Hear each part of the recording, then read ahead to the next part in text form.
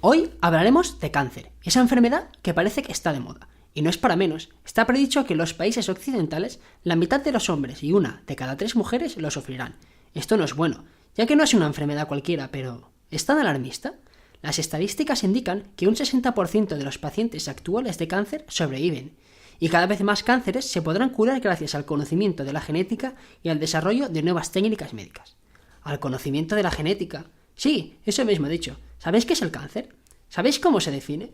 Pues el cáncer es un conjunto de enfermedades con base genética caracterizado por el desarrollo de células anómalas que proliferan, es decir, se dividen de forma descontrolada e invade y destruye el tejido que hay alrededor.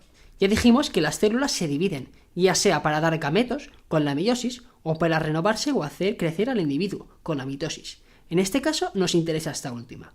Las células siguen un ciclo, y cada tipo de tejido divide sus células cuando a éstas les toca. Todo esto regulado por factores codificados en el genoma. Pero, ¿qué pasa si uno de estos factores muta o se desregula y se expresa cuando no le toca? Pues que la célula, ahora ya anómala, se dividirá pasando la información a su célula hija, que se seguirá dividiendo y acabará dando un conjunto de células anómalas que se llama tumor.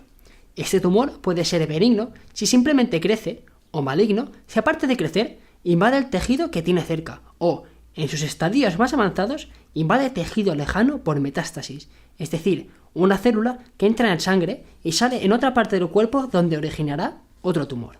Pues bien, hay dos tipos de genes relacionados con cáncer, los oncogenes y los genes supresores de tumores.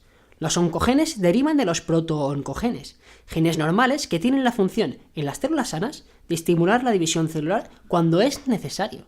Esto también puede mutar de varias maneras o expresarse cuando no toca, para convertirse en oncogenes, por un aumento de su actividad, es decir, que activen más la división celular que lo que hacían antes. Estos además actúan de manera dominante. Con que uno de los genes pase de protooncogen a oncogen será suficiente como para estimular la generación del tumor. Por otro lado, tenemos los genes supresores de tumores, que son genes que regulan y frenan la división celular. Estos deben perder su actividad de frenar la división celular, ya sea por mutación o por falta de expresión para generar un tumor. A diferencia que con los oncogenes, los genes supresores de tumores son recesivos. A la hora de tener cáncer, deben inactivarse los dos alelos para iniciar un proceso cancerígeno. Para entenderlo mejor, podemos comparar las células con coches, que van controlados por el conductor, que aprieta el acelerador o el freno cuando es oportuno.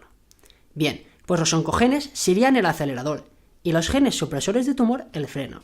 De esta manera, si uno de los alelos de oncogen aumenta su función, lo que haríamos sería acelerar el coche, que se descontrolaría.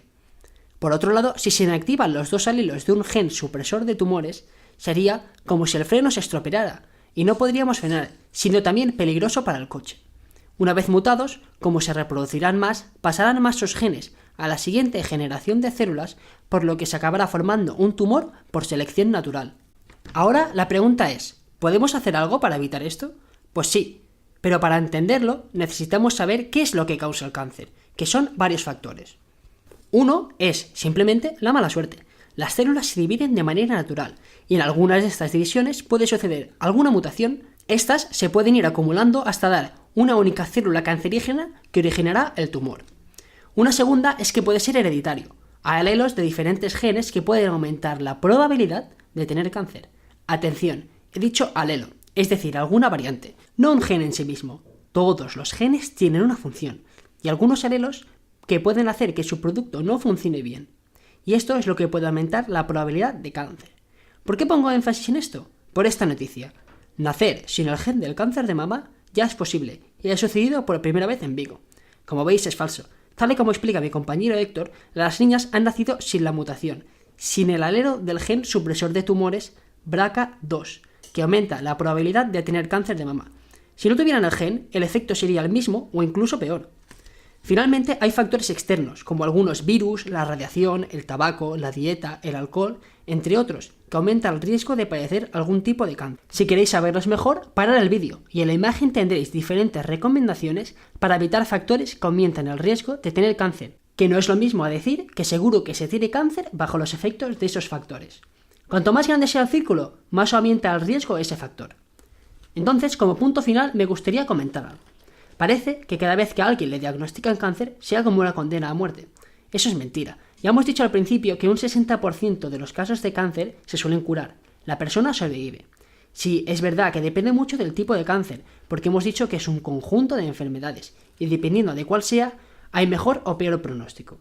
Y además, con el desarrollo de nuevas técnicas genéticas, como la terapia génica, que intentará cambiar los genes mutados por sus versiones normales, el desarrollo de nuevos fármacos dirigidos cada vez más de manera más específica y la mejora en la medicina general, ese porcentaje irá aumentando. Así que, simplemente decir que tengamos un buen estilo de vida y esperemos no tener la mala suerte. Y si es así, confiemos en la ciencia. Y hasta aquí esta pequeña explicación. Como siempre, si tenéis alguna pregunta, podéis escribirme un mail.